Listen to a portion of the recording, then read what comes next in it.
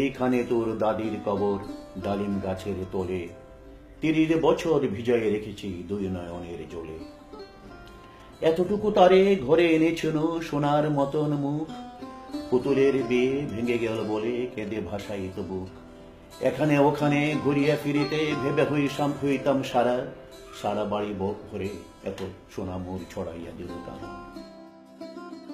শিক্ষকতা জীবনে আমি আমার ক্লাসরুমটাকে আবাদতের জায়গা, উপাসনের জায়গা, আরাধনার জায়গা হিসেবে সারা জীবনে আমি দেখে এসেছি। শিক্ষকতাকে পেশা হিসেবে নিয়েছি, কিন্তু পেশাটা এখন আমার নেশা হয়ে দাঁড়িয়েছে।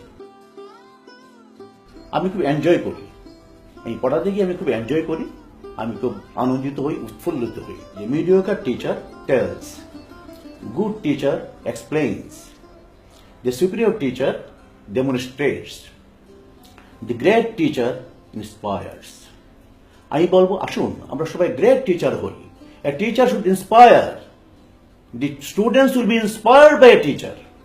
তিনি উপভোগ করবেন ঠিকই, কিন্তু তিনি অনুপ্রাণিত করবেন, উৎসাহিত করবেন, উদ্ভাসিত করবেন, উচ্ছ্বসিত করবেন। আজ থেকে 5-7 বছর আগে আমি যখন মুসলিম হাই স্কুলে ছিলাম, মুসলিম হাই স্কুলের একটি ছেলে তার ছেলে ভর্তির ব্যাপারে আসছে গভর্নমেন্ট ল্যাবরেটরি স্কুলে। তো সেখানে আমি তখন মাইক হাতে, আমি মাইকে অ্যানাউন্স করছি। অনুষ্ঠান শেষে আমাদের যখন ভর্তি প্রক্রিয়া শেষ হয়ে গেল, যখন সেই ছেলে তার ছেলেকে নিতে আসবে, তখন খুঁজছে, আমাকে খুঁজছে।